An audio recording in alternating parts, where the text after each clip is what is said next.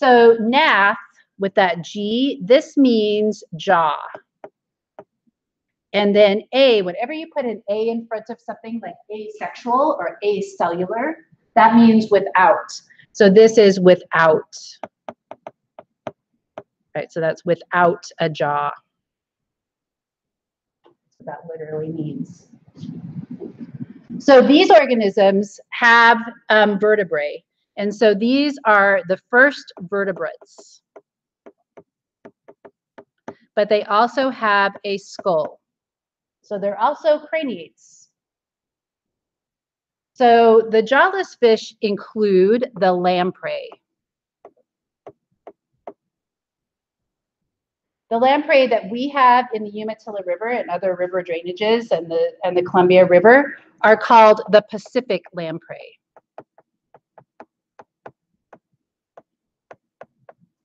These are native to the Pacific Northwest. They're native to our streams. They are also said to be anadromous. And an anadromous fish is one that spends part of its life cycle in fresh water, and then it goes out into the ocean, and then it comes back to the stream where it was born to spawn. So this moves from freshwater to the ocean and back to freshwater to spawn.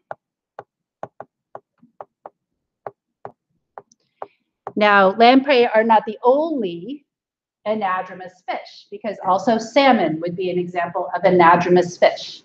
Now, anadromous fish are really significant to our riverine ecosystems because they transfer nutrients from the ocean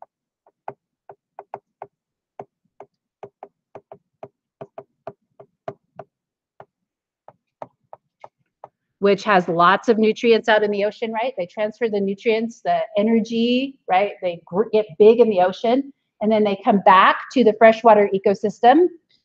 So we'll just put inland, right? So they transfer nutrients from ocean to the inland, the inland. And that is significant because one of the things that they do after they spawn is they don't just go back to the ocean, or they don't just stay alive, but they die, right? So they die after spawning. And this is a big exchange of nutrients. So this nutrients provides nutrition for the things that live in the river, but they've also discovered that organisms that come to the river sometimes take lamprey and salmon, they take them out of the water, and then they bring them into the terrestrial environment. And so, like, imagine a bear. The bear grabs the salmon out of the water, takes it into the forest, eats part of it, and then just leaves the carcass. And so that carcass is actually a source of nutrients for not only the water organisms, the water-dwelling organisms, the aquatic organisms, but also for the trees. And so what they've discovered is that as the salmon and the Pacific lamprey have decreased in numbers, their spawning numbers, the rate at which the forests grow surrounding these streams and rivers has decreased. And they can tell that by looking at the tree rings. And so this is would be an example of an ecosystem service. And one of your essay questions talks about these different ecosystem services, and one of them is the role that the Pacific lamprey has in the environment. Okay, so as a juvenile, the lamprey is a filter feeder, and it actually looks a lot like the invertebrate chordate, the lancelets. But as the adult, when it goes out into the ocean, what does it eat? What does the adult feed on? Does anybody know? Nope. Nope. Big fish. So it is an ectoparasite. So it attaches on like a leech would. It attaches onto large bony fish, and it feeds on large fish. So it kind of it doesn't have a jaw, but it has teeth and suckers. And sometimes you can see these if you go to the McNary Dam. So the fish ladders, sometimes you see these lamprey that are coming up the fish ladders and they're latched onto the edge of the glass, okay? So if we look at some pictures of these, okay? So this would be the lamprey as they're feeding on an adult bony fish, or as adults, this is their life cycle. And then we can see that actually, oh, I had the different, let's see if I had the life cycle. They actually spend like 4 to 5 years, is that right, as juveniles in the river, and then they go out into the ocean and spend 2 to 3 years getting big, and then they come back. So that's their life cycle. Now, sometimes you hear of lamprey as being exotic, non-native, or like pest species. So that generally is the Atlantic lamprey. So if you hear bad things about lamprey, and this is the Atlantic lamprey, because what we did is we actually created a way for them to get into the Great Lakes by creating canals. So they're not native to the Great Lakes.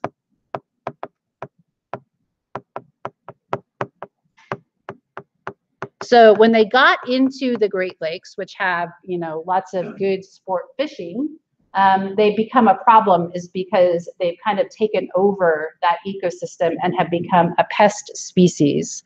So they're considered to be exotic to the Great Lakes, and they're a pest species.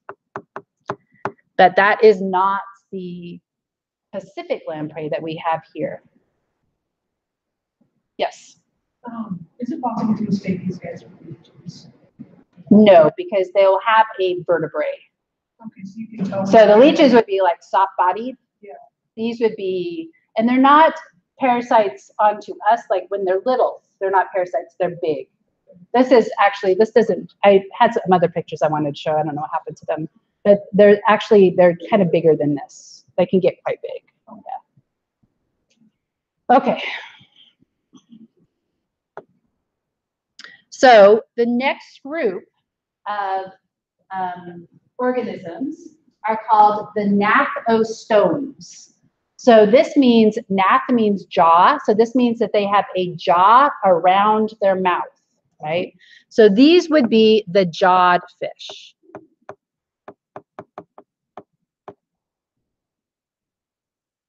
So this is a huge leap in terms of macroevolution because we have to ask, where did that jaw come from?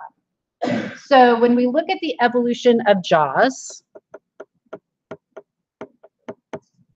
what we see is that when fish evolve jaws, they lose the number of gills. They have fewer gills and fewer supports for their gills. So like a jawless fish would have more gills than a jawed fish. And so the evolution of the jaws is that these are the bony structures that used to support the gill arches. And we're going to look at these this week when we dissect a perch, because you can open up the gills and you can count the number of gill arches, and you can see that there's a bone that supports those gills. So those bony structures first came from the gill arches. When we look at the gnathostomes, the first gnathostomes are what are called the chondrichthyes. So what do you think this means, this word means? Chond and then ichthyes. Does anybody know what ichthyes stands for? So like ichthyology would be the study of what? Did I spell that right? I think so. Fish. So if you are a ichthyologist, you study fish. Right? So that's the study of fish. So chondra means cartilaginous fish. So the cartilaginous fish we see in the fossil record before we see the modern day bony fish. So the cartilaginous fish include sharks, skates, rays, and something that's called a rat fish. So it looks very similar to the shark. The skates and the rays look very different because they're dorsoventrally flattened, and sometimes they have a long tail, right, which can be spiny and have poison in it. Okay. So the interesting thing about the cartilaginous fish is that they evolved from a bony fish.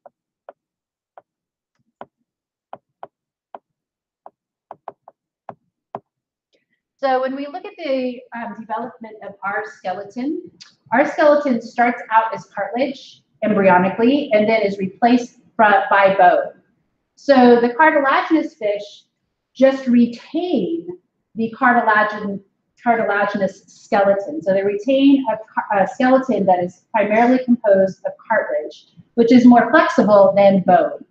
And so this would be an example of a mechanism of macroevolution that we talked about that is called neoteny, or it also has another name, paedomorphosis. So this is the retention of a juvenile characteristic in the adult.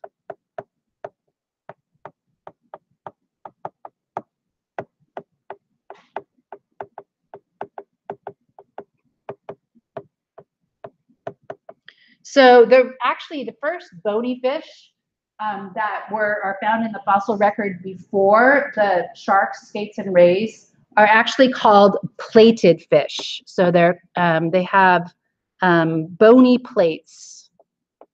Let's see, what do they call them? Well, they're called placoderms. So these were the ancestor.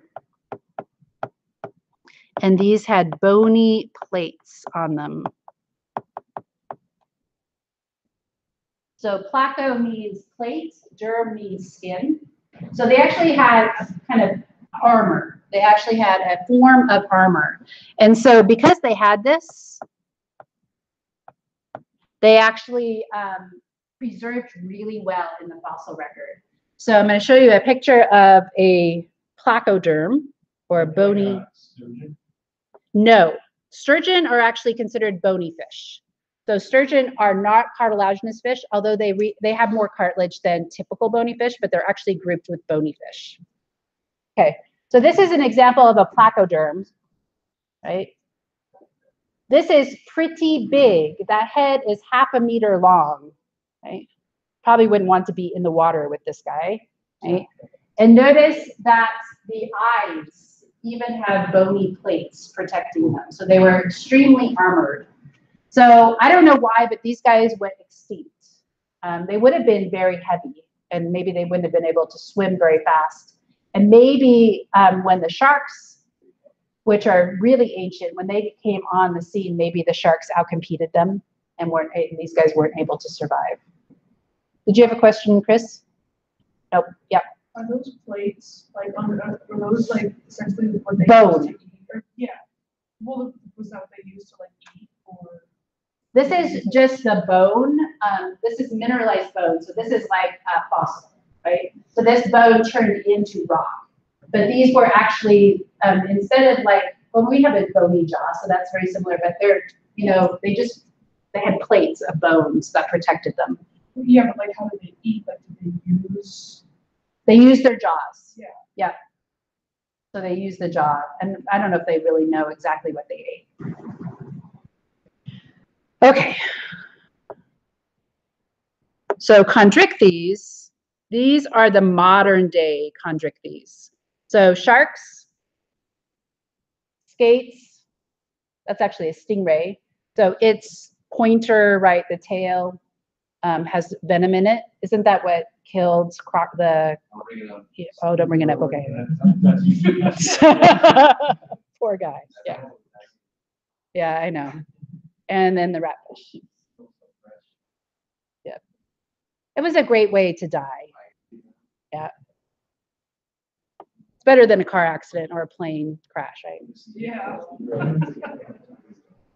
Okay, so the things that the chondrichthyes do not have is they have no swim bladder.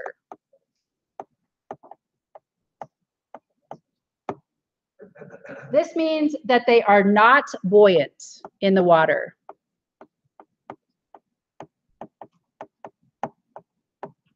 So what this means is that they sink when they stop swimming.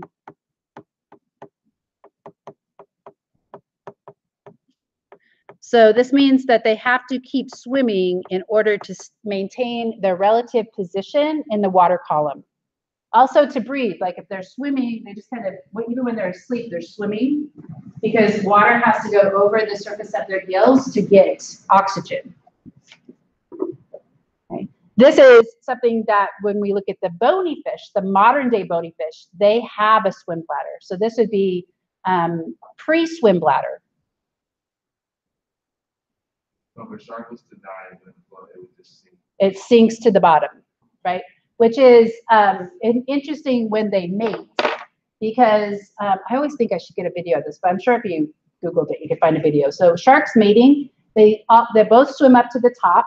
The male has a special fin. They have internal fertilization, so he has to insert his fin to get the sperm into the reproductive tract, but they stop swimming, right? So then as they're mating, as they're copulating, they fall down through the water column, and then when they hit the bottom, that's when they come apart. I think, don't eagles do that too? They copulate in midair and they fall, right, and they come apart. Okay. The other thing that's kind of sad is that if you cut their fins off, right, and that is done frequently to harvest them for shark fin soup, they just throw them back alive in the water and then they just sink to the bottom and die. And so you have these vast graveyards of sharks, of areas where they pulled them on board, cut their fins off, and just dumped them right back into the water.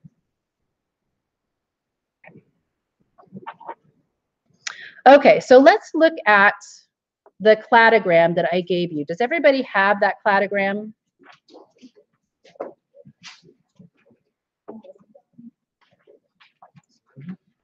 Let me show you what it looks like. Oh, there it is. Image. Okay. So I have one more copy. It looks like this. Does everybody have a copy of that? You don't need one.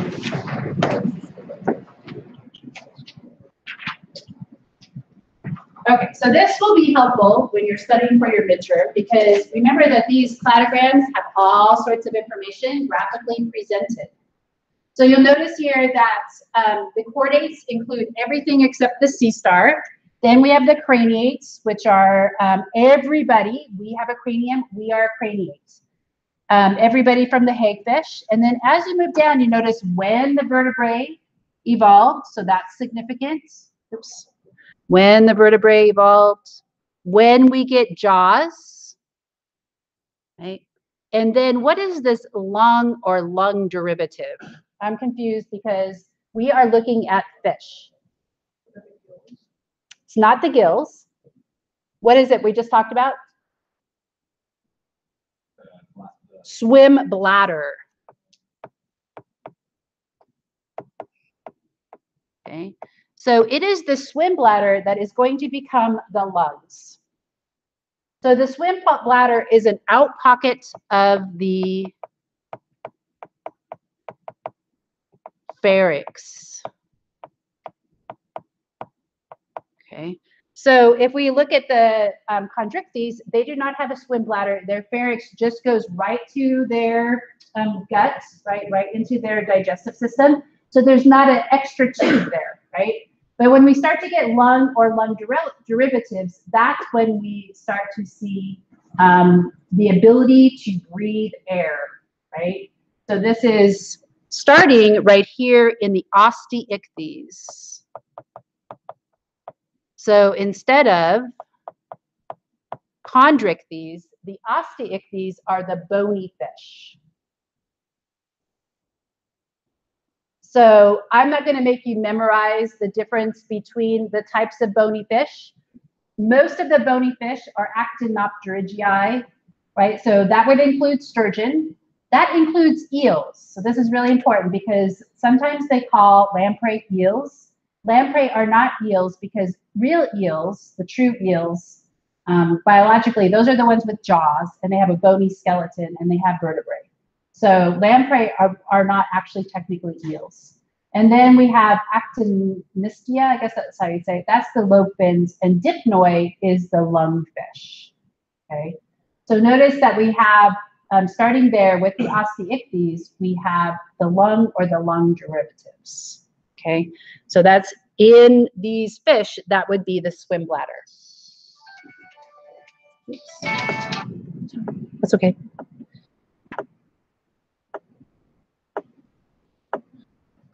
Okay, so these are the bony fish. The vast majority of bony fish are ray-finned fishes.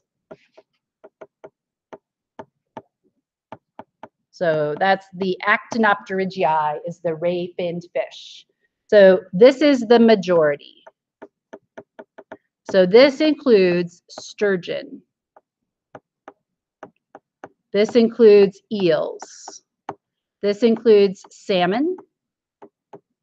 This would even include weird fish like seahorses, right? Tuna, halibut, trout, right? This is the majority of the bony fish on the planet are ray-finned fishes. We have another group which are called the lobe-finned fishes.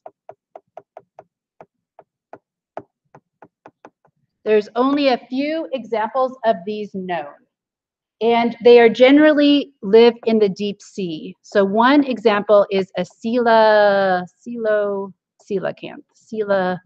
I think that's how you spell it. Coelacanth. So this is deep in the ocean. So they have lobe fins, which allow them to move around on the surface of the ocean floor. So what that means is that they have muscles and bony structures that extend into the appendages. Then we have the lungfish. Oh, I need to put up here catfish, because people confuse catfish with lungfish. Because if you've ever lived down south, you know that catfish can crawl out of the water. And so like if you lived in Florida, or even I saw it in Oklahoma, when there's a downpour and the creeks rise, you can actually literally see catfish walking down the street, right? Walking across your yard. And what they're doing is they're just moving from one stream to another, so they can breathe. But this is different from the lungfish. So the lungfish live in large stagnant waters.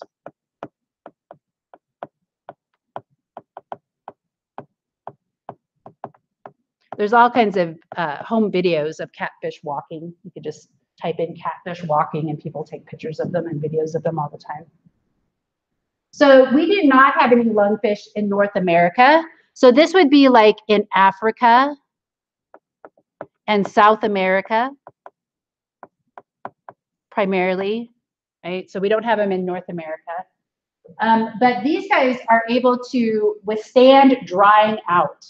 So they actually can burrow down into the mud when the stream dries out, and then they can live there for years in kind of a hibernation called an estivation, and they can completely dry out, but they're breathing air, right? So these have a swim bladder to breathe air.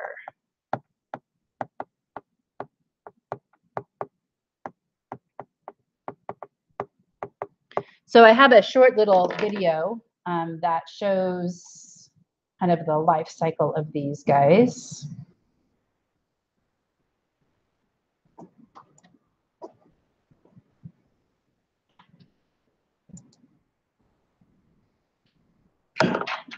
This was really loud. Southern Africa is home to a very primitive fish with some extraordinary abilities. It's the lungfish, and while it has gills like any other fish, it can also breathe air directly using a modified swim bladder that acts as a lung. When water levels are high, this isn't so important, but the rains will eventually fail, and the constant burning sun will dry up all the water. Fish are left flapping at the surface as the waters disappear. Only the air-gulping lungfish is able to cope with these extreme conditions, but it's still exposed to the heat and is still at risk from predators. So it relies on another, even more extraordinary ability. It finds a new, safer home buried underground.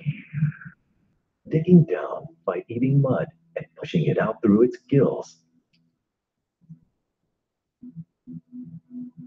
To stop it drying out, the lungfish exudes a special mucus from its skin, covering itself in a thick layer that hardens to form a waterproof cocoon. Only a single hole is left for breathing. Baked into this mud sarcophagus, the lungfish slows its metabolism to 1/60th of its original rate, relying on its muscles and body fat as a source of food and water. It becomes just another piece of hardened mud, and lungfish have even been known to end up as an accidental brick in a mud hut wall. But this isn't the end for the lungfish. It can survive like this for an incredible 4 years. Eventually, it could end up poisoned by its own waste products. But in this case, the onset of the rains is its salvation. As the mud walls are washed away, the lungfish's hard mucus lining is softened. It's been 4 years since it last used its muscles, and they're very weak. But as it breaks free of this mud cocoon, it still manages to drag itself towards the nearest source of water. It's the ultimate survivor. And although it's underwater now, it'll soon be back in the mud, repeating the whole process again and again as the annual rains come and go.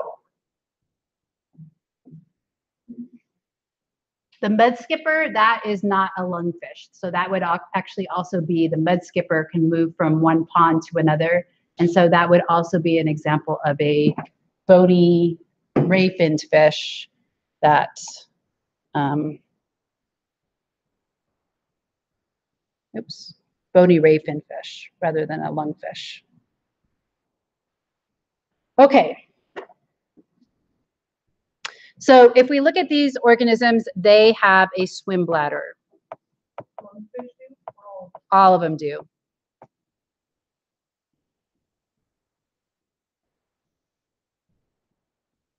This allows them to be buoyant.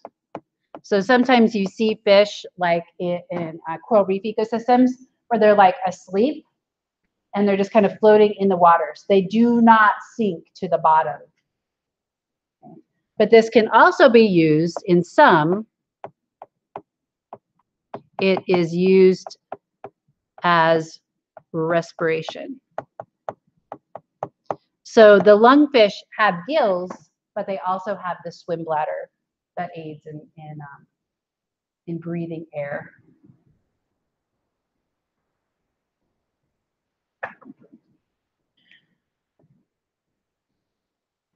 So this is actually a picture of a coelacanth, and there's some interest to find out which group of fish have subsequently given rise to the vertebrates that have gone on to land. And so we're going to watch, in just a moment, we're going to watch another video that talks about a transitional fossil between the fish and the amphibians.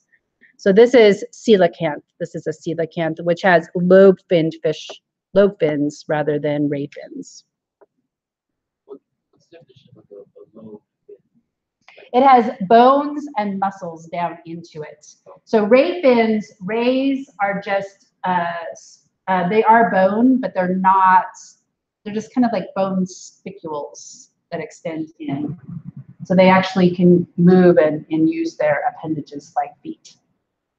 Okay, so the next major group would be the tetrapods. We are considered tetrapods. we are four-limbed creatures, right? So 4 limbs. So the ancestor to all of the tetrapods that we see today was a bony fish. So the bony fish gave rise to amphibians, which gave rise to reptiles, which I'm going to put here, give rise to birds. And I'll put our reptiles now, right? And then mammals. So it's kind of interesting when we look at the fossil record, when we see lots of fish, we see there's a period where there was lots of fish, but there were no amphibians, reptiles, birds, or mammals. And then we have the age of the amphibians, where all of a sudden we start to see in the fossil record these amphibian-like creatures that could move onto land. But amphibians had a detriment, a problem, in that they can't live in very dry environments. So then we saw the age of the reptiles that took over a lot of the amphibian ecosystem niches, right? So amphibians kind of went extinct, a lot of the big amphibians. And then we see the reptiles, and that would have included the dinosaurs. And then when the dinosaurs went extinct, then we saw divergent evolution in the mammals. And so we see that at different periods in the fossil records, we see an abundance of each of these groups. So today, when we think of amphibians, we think, oh, it's just a small group, but it used to be that they were the only tetrapods on land, and sometimes they were actually quite large. So if you, let me see if I have some pictures of this. Yeah, so this is an example of a fossilized amphibian. And so for scale, you can kind of see that there's a person standing back here. So this amphibian was like this big, right? Generally, we do not have amphibians that big anymore. And we might argue that the reptiles kind of took over their ecological niches. They outcompeted with them. But we see that in this particular, this is the largest amphibian on the planet. And it's probably, you know, how they make it look bigger by holding it away from their body. So he's kind of holding it away to make it look a little bit bigger. But this is a Chinese salamander. So this is a very large amphibian. So you'd see more of these during the age of the amphibians. Okay, so what we're going to look at is the transitional fossil. And this is on your handout. So when we look at transitional fossils, these are creatures that have some characteristics of one group and some characteristics of another. So the example here is an organism that they have called Tiktaalik. And this is an Inuit word because they found it up near the North Pole first. And so you can see that its fish characters is that they have scales, fins, gills, and lung. The tetrapod is that they have a neck and ribs, they have a flat skull, they have eyes on top, and they also have arm bones. So this is the big one, is that they have the bones that extend down into their appendage, which means they probably lifted themselves up in order to move, and then so therefore they could crawl onto land. Okay. So this is a transitional fossil between bony fish and amphibians. Okay. So we're going to watch a video that talks about the scientist who discovered this, the first fossil of this organism.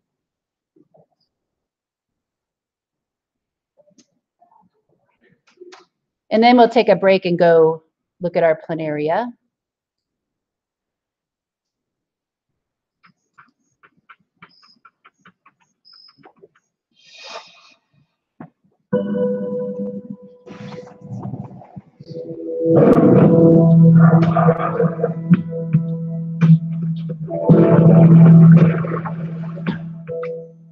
Our planet is teeming with many kinds of animal life, including groups with defining structures, such as the forelegs of land animals, the feathered wings of birds, and the dexterous hands of primates. Understanding the origins of these structures and of the groups that possess them has long been a central quest of biology.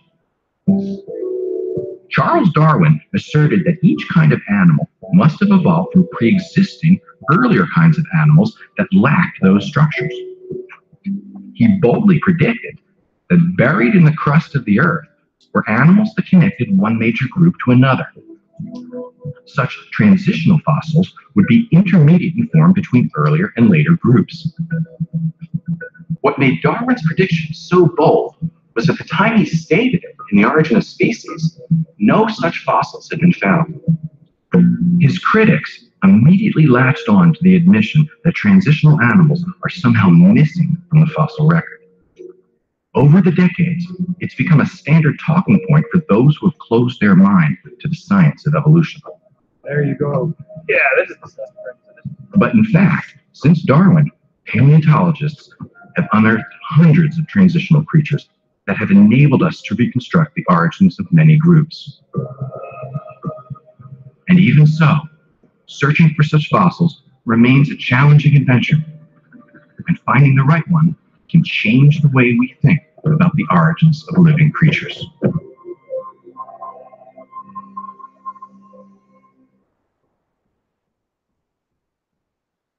For me, paleontology has always been about filling the gaps in the story of life. And for a long time, one of the biggest ones was understanding the origin of animal limbs, with fingers and toes.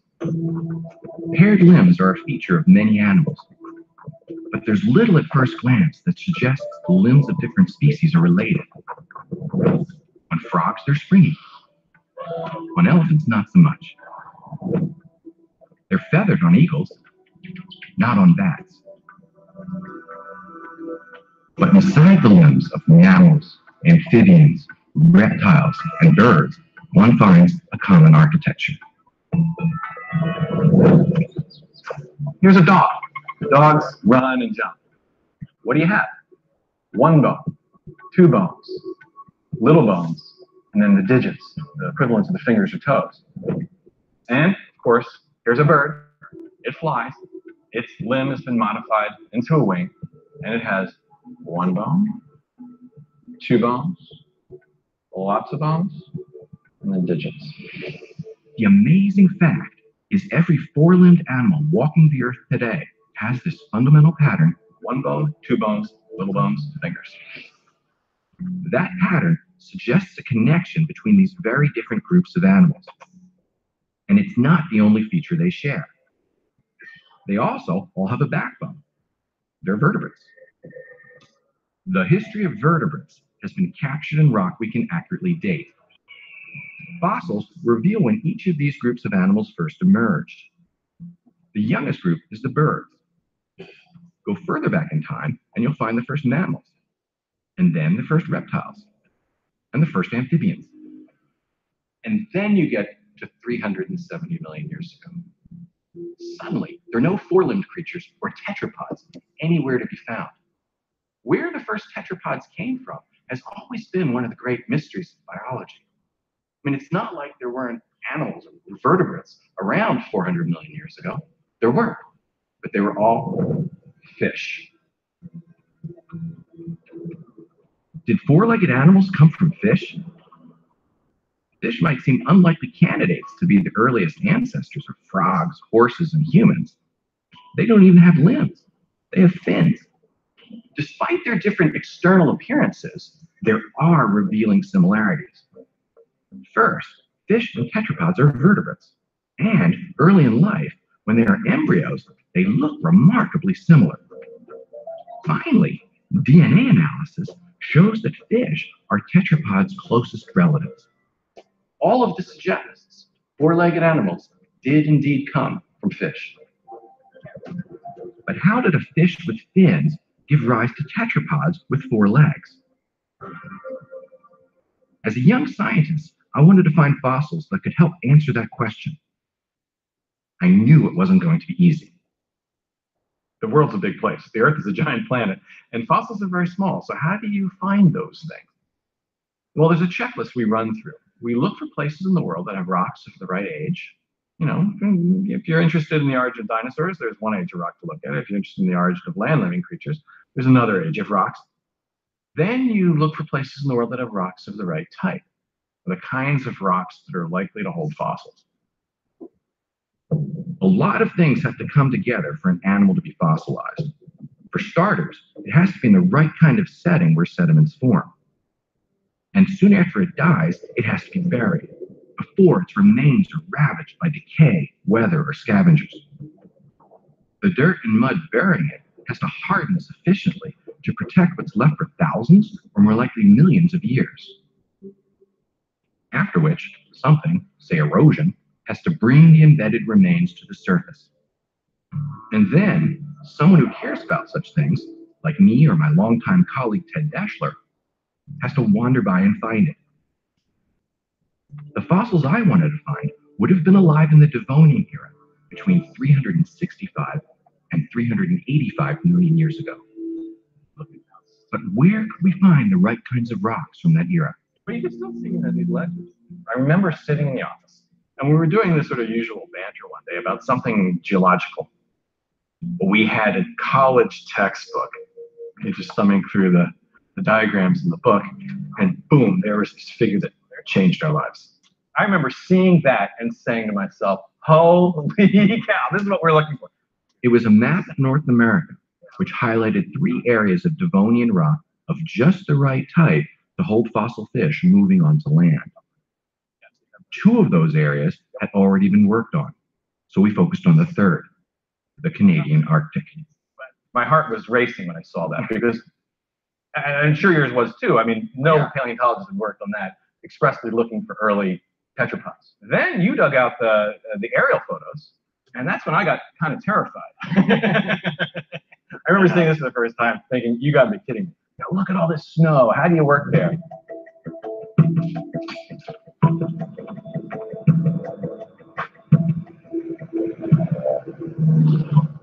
The Arctic presents some unusual challenges. You're far from help, so you have to bring everything you'll need. And you have to move fast because the season is short. And you don't want to be there when the weather turns.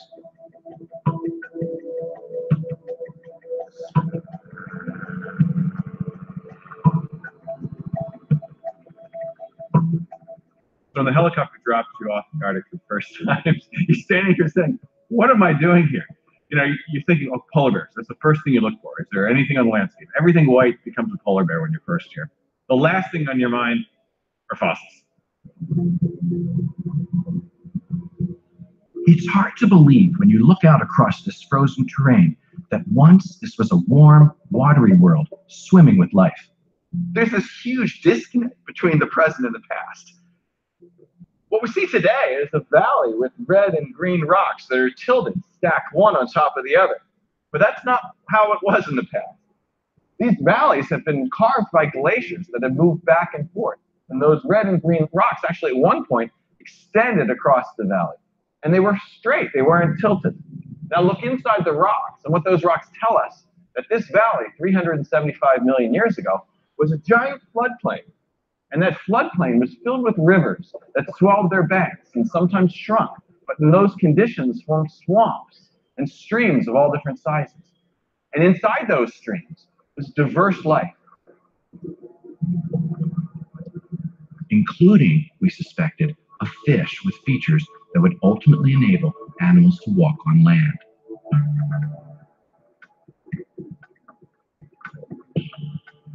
But even if it had been there, could we find evidence of it buried on one of the nameless hillsides that had built up and eroded over the past 375 million years? So how do you find fossils? I pick up a lot of stuff, right? Sometimes it's just a piece of rock. Sometimes it's bird poop. Sometimes it's a leaf.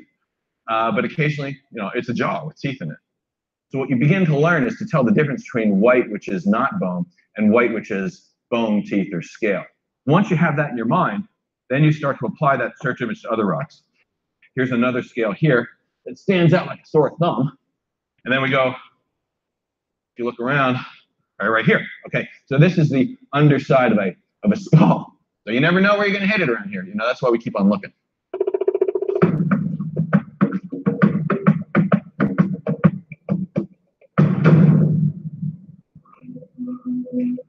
But that first expedition ended without finding what we had come for.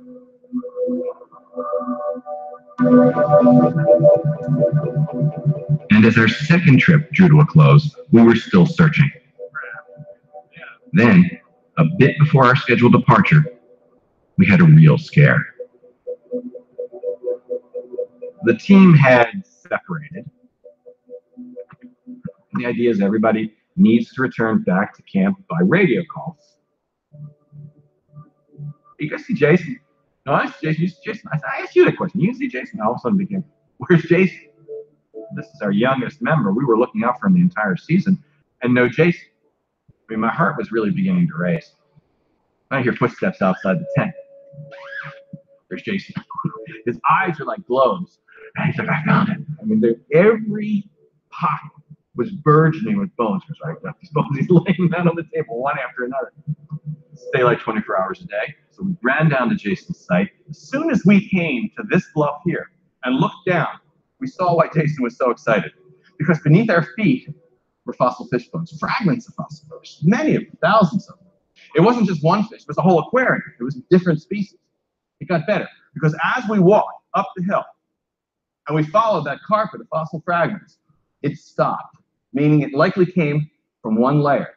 And if we had any luck at all, we'd find that layer and see what's inside. Hard as we tried, we couldn't discover what was buried in Jason's hill before we had to leave. But we kept coming back to it in following years, to dig, chip, and search. The second week of July in 2004, we're all working in series in this hole, you know, where my head is right next to Farish's feet. And Farish's feet is next to Steve Gates. You know, we're digging together, and Steve says, hey guys, what's this? Ted and I go running over to see what Steve was referring to, and what we saw was this V here. It was covered with rock. And as soon as we saw this V, and we saw these teeth under it, it became very clear that this little V we're seeing is the tip of a snout, and that this was the snout of a flat-headed fish. And it was sticking out of the rock. So if we had any luck whatsoever, the rest of the creature would be encased in the rock. And here it is. What's really wonderful about this specimen is that we have pretty much the whole thing. And the whole thing is put together. That is, the head is connected to the body, and the body is connected to the fins. So we know that this fin comes from this body. And when we put it all together, we see this creature is about 4 feet long, and some of the biggest were about 9 feet long. What's really amazing is that this is an animal that Darwin would have predicted. A real mix of characteristics, a combination of fish-like and tetrapod-like features. Like a fish, it has scales in its back, and it also has fins with fin rays. But like a tetrapod, it has a flat head with eyes on top. And when we look inside the body, what we see are these huge interlocking ribs that suggested that it had lungs. When you put the body and the head together, you see it had a neck where the head can move independently of the body. What that means is this animal could use the neck to peer outside the water, find prey, and avoid predators. So we have many bones of these animals, including this one, which is a hip bone of these creatures. And what it reveals is that the hind fins were already evolving into legs while these animals were living in water. I get really excited when I see the front fins of Tiktaalik. Here's one from one of the larger specimens. And what you see is the shoulder, but also some of the fin bones inside. What you see is a version of the one bone, two bone pattern that's inside our own arms. You have one bone, two bones, you even have a version of a wrist. And once those fins were strong enough to lift its body out of the water, a whole new frontier opened. Over millions of years, the two pairs of fins in fish like Tiktaalik would lead to the two pairs of limbs in every tetrapod. So what does this all mean? What it means is that our arms and legs are derived from the paired fins of our fishy ancestors. So how fast did this transition happen? Well, we know that Tiktaalik didn't exist in a vacuum. There are other creatures, other transitional fossils that are more fish-like and others that are more tetrapod-like. And these creatures existed for over 15 million years. So what this means is that this great transition from fish to tetrapod didn't happen in a single step, but happened gradually over time. The discovery of Tiktaalik made headlines because it is one of the earliest in a series of fossils that illuminate the transition from water to land. And that's just one key transition that fossils have shed light on. One of the very first was the evolution of birds from feathered dinosaurs. That's now one of the best documented transitions in the story of life. What it and other well-studied examples tell us is that what at first seemed to be huge leaps are almost always products of a series of smaller evolutionary steps. That's true for when our fish ancestors first came to land, when dinosaurs took to the air, and when we first stood upright.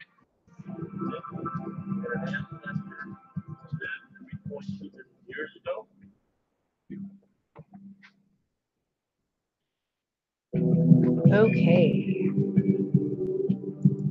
So I think we'll just grab our stuff and you can just take it downstairs with you. Yep. So I left the lab open